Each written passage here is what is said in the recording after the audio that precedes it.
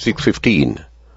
This is the Sri Lanka Broadcasting Corporation. Here is the news edited by Lakshman Fonseca and read by J. Yogaraj. For the headlines. The President says the process of re-establishing the economic stability is now being carried out following a systematic procedure.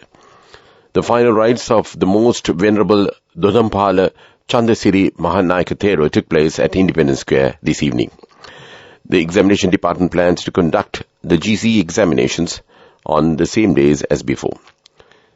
The Finance Ministry introduces new conditions for the public servants to go abroad for work. Vouchers to purchase fertilizer will be provided to paddy farmers from tomorrow. El Salvador stadium crush leaves at least 12 dead. And those are the headlines.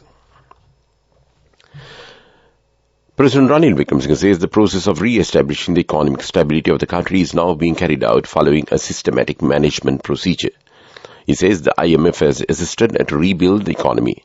Even though the IMF had imposed strict rules and regulations, the country has no other option other than the IMF backing. The President expected that the economy of the country will be able to bring back to a better stage when the debt restructuring program is fruitful by the next September. The President made these remarks at the opening ceremony of water supply scheme in the Aranayaka area today. The President also said that it is the duty of every Sri Lankan to contribute to create a glorious and prosperous country. The Aranayaka Asupini L water scheme is considered the largest water project in the Sabrakama province, providing drinking water to 52,000 families. The final rites of the chief prelate of the Amarapura Mahanikaya Agama Pandita, the most venerable Dodampala Chandasiri Mahanayaka Thero, took place at Independence Square at 3 p.m. with full state honours. The Mahanayaka Thero of the Amarapura Nikaya, most venerable Dodampala Chandasiri Thero, passed away on Tuesday. The Mahanayaka Thero was born on the 20th of December 1939 at Dodampala in the southern province. Mahasangha and other religious leaders and Prime Minister Dinesh Gunawardena and several other parliamentarians also participated in this event. This news comes to you from Sri Lanka Broadcasting Corporation. The examination department plans to conduct the GCE ordinary level and advanced level examination as it was held before.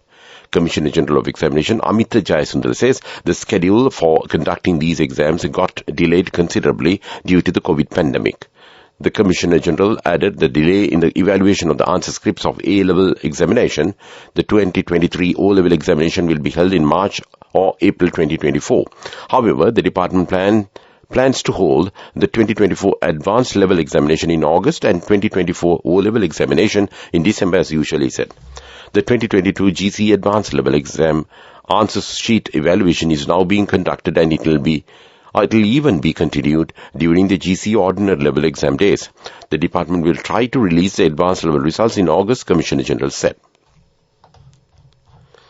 The Finance Ministry introduces new conditions the public servants to go abroad for work for a maximum of 5 years on no paid leave. According to the new Finance Ministry circular dated May 17th, public servants can only obtain no paid leave to go abroad for work if they have completed half or more than of their mandatory service or contractual period. The ministry said employees must also have sufficient time left to complete their mandatory service or contractual period before they retire after returning to the country. However, there was no such restrictions in the earlier Finance Ministry circular dated August 22nd, 2022. The fresh circular also noted that those who go abroad for work under this scheme would not have their seniority or pensions affected by their absence. The Minister of Agriculture, Mahinda Amaraveera, says the vouchers to the value of 20,000 rupees per hectare will be provided to paddy farmers from tomorrow. Through the vouchers, the farmers will be able to purchase fertilizers at a reduced rate for the cultivation of Yala season. Minister Mahinda Amaraveera said over 600,000 farmers are receiving the facility and the government has allocated 10 billion rupees in this regard. Furthermore, farmers have also allowed to purchase the chemical or organic fertilizers supplied by the two state fertilizer companies from the farmers' service officers and also from the private sector according to their interest. And that's local news. The main news story is brought to you by Siddhalepa Vedamahatmya.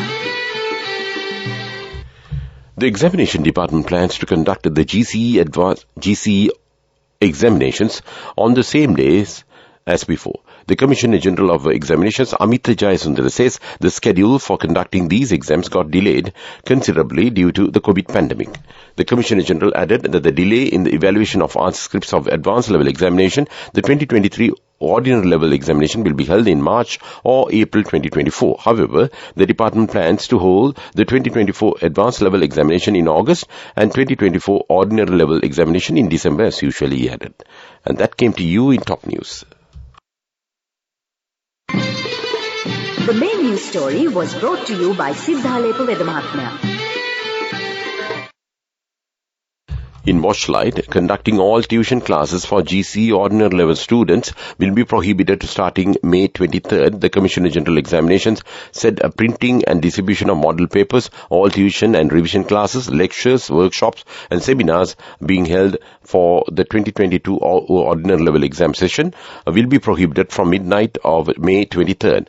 He added that the legal action will be taken against those who do not comply with the rule. The 2022 ordinary level exam is scheduled to be held from May 29th to June 8th. And that was Watchlight. And moving on to world news, El Salvador stadium crush leaves at least 12 dead. Italian PM leaves G7 summit early as flood devastates country. Montana to become the first US state to ban TikTok application on personal devices. And those are the headlines of the world news. At least 12 people have died after a crash at a football stadium in El Salvador's capital, San Salvador. The incident occurred during a match between local team Alianza and the Santa Ana-based team FAS at Cuscatlan Stadium. The match was subsequently suspended. President Nayib Bukele described the event as unprecedented and said an exhaustive investigation would be launched. Police had earlier said that 7 men and 2 women were among the dead, with all the victims over the age of 18. Italian Prime Minister Giorgia Meloni is cutting short her participation in the Group of 7 leaders meeting in Hiroshima due to the devastation caused by the heavy rain and flooding in the northern region of Emilia-Romagna. She announced at a news conference early Sunday that she has decided to go back. Meloni said that she has been working in Hiroshima for the past 2 days, but frankly, she can no longer stay so far away from Italy at such a complex situation. She added that she shared the decision with the other leaders and that she thanked them for their solidarity. Montana is set to become the first US state to ban Chinese-owned media giant TikTok from personal devices. Governor Greg Gianforte signed the ban into law on Wednesday. It is due to take effect on January 1st. The video sharing platform says the ban infringes on the First Amendment rights of the people of Montana. TikTok has come under scrutiny from authorities around the world over concerns that the data could be passed to the Chinese government. And that's world news. Development news. Information technology and artificial intelligence will be introduced to the school curricula in 2024. Minister of Education Sushil Premchandsa says that the pilot project will be implemented in the next month in a group of 20 selected schools. Minister Premchandsa further added that the action has already been taken to enhance the English knowledge of students. And that was development news. In sports, the domestic cricket tournament conducted by the Sri Lanka Cricket will start next month. The tournament will see 22 teams in action, divided into 4 groups. Defending champions Army Sports Club are in Group A, along with the Panadura SC and Air Force SC, Police SC and NCC and Sheila Marians. Runners-up Coles are in Group B, along with Ragam CC, Sebastian's, Nugeguda SNWC and Bloomfield, while Ace Capital SSC, Tamil Union, Badurelia SC and Kurunagala YCC are in Group C. The 6 teams in Group D are BRC, Moors, Gaul CC, CCC, Candy Customs and Nigambu CC. And that was sports news. Go ekakthiyana youth eකට life එකේ change එකට නියමෙට set වෙන්න ඇස් වහගෙන දැකපු වීන හැබැ කරන්න youth එකට නියමෙට set වෙන්න friendship එක මෙන්න. The all new NSB Ithru Mithru account, NSB IM, a plan for your dream. Business News, sponsored by National Savings Bank, the safest place for your money. China says it has become the world's biggest exporter of cars after overtaking Japan in the first 3 months of the year. Official figures released in the last week show China exported 1.07 million vehicles in the period, up 58% compared to the first quarter of 2022. At the same time, Japan's vehicle exports stood at 954,185 after edging up 6% from the year earlier. China's exports were boosted by demand for electric cars and sales to Russia. And that was Business News. Business News, sponsored by National Savings Bank, the safest place for your money. Go ekakthiyana youth එකට life එකේ change එකට නියමෙට set වෙන්න ඇස් වහගෙන දැකපු වීන හැබැ කරන්න youth එකට නියමෙට set වෙන්න friendship එක මෙන්න. The all new NSB Ithru Mithru account, NSB IM, a plan for your dream. In economic news, the USAID Climate Adaptation Project and the CBL Group have signed an agreement to help thousands of smallholder farmers across 3 districts to practice climate-smart agriculture. Under a MOU signed recently, the Colombo-based company will disseminate customized crop advisories and other agricultural inputs to more than 12,000 farmers in the Anuradhapura, Badulla and Monaragala districts. And that was economic news. Weather report. The Met Department says it has issued an amber advisory for heavy rains in Western Province and in Ratnapura, Gaul and Mathura districts effective until 8:30 a.m. tomorrow. The Met Department noted that the showery condition is expected to continue over the southwestern part of the island. Strong winds about 40 kilometers per hour can be expected at times over northern province and in Anuradhapura and Puttalam districts.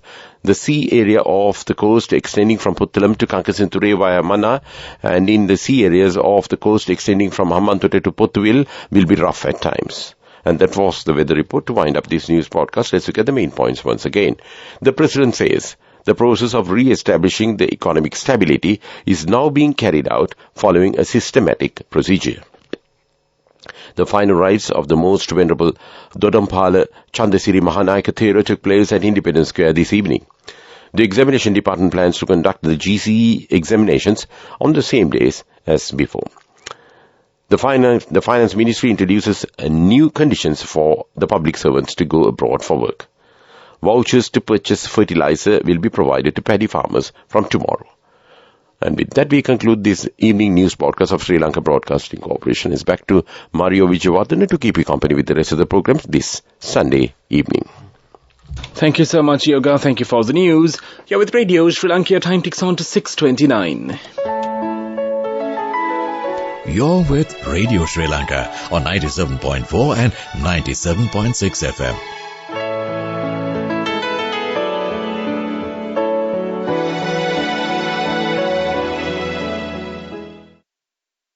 You're with Radio Sri Lanka. It is a segment of ballads and instrumentals for you this Sunday evening as National Radio is in a state of mourning on the passing away of the Most Venerable Dodampahala Chandrasiri Mahanayaka Thera, whose funeral proceedings are now taking place at the Independence Square in Colombo. As highlighted by the Prime Minister's office, the passing away of the Mahanayaka of the Sri Amarapura Mahanikaya, the chief incumbent of the Kalapaluava Sri Gautama Tapovanaya and its centres, Mahavihara, Vamsalankara Sasana Vibhushana, Amarapura Jnana Bomakacharya, Kalyani Vamasa, Kirti Sri Vagnishwara Lankara, Vipassana Kamatanacharya, Mahapadhyaya, Agamaha Pandita, Venerable Dodampala Chandasri Mahanayakatera played an unparalleled role in uplifting Sri Lankan Sambuddha Sasana, and his passing away is a great loss that is hard to be replaced. The Most Venerable Dodampahala Chandasri Mahanayakatera has been involved in socializing many social, religious and cultural values. After receiving his basic education from the Dodampahala Central College, he entered the Matara Viraba Pirivena and the Gala Vidyaloka Pirivena for higher studies. He was an expert in Sinhala, Pali and the Sanskrit languages and in the subjects of history, archaeology and Abhidhamma. The Gautama Tapovanya, the meditation center, which is a sublime gift for the nation, is in a position to guide members in the Sambuddha Sasana and the entire society in the teachings of the Buddha. The passing away of the Most Venerable Dodampahala Chandrasri Mahanayakatera, the Mahanayaka of the Sri Amarapura Mahanikaya, will be a great loss to Sri Lanka, as highlighted by the Prime Minister's office. You're with Radio Sri Lanka.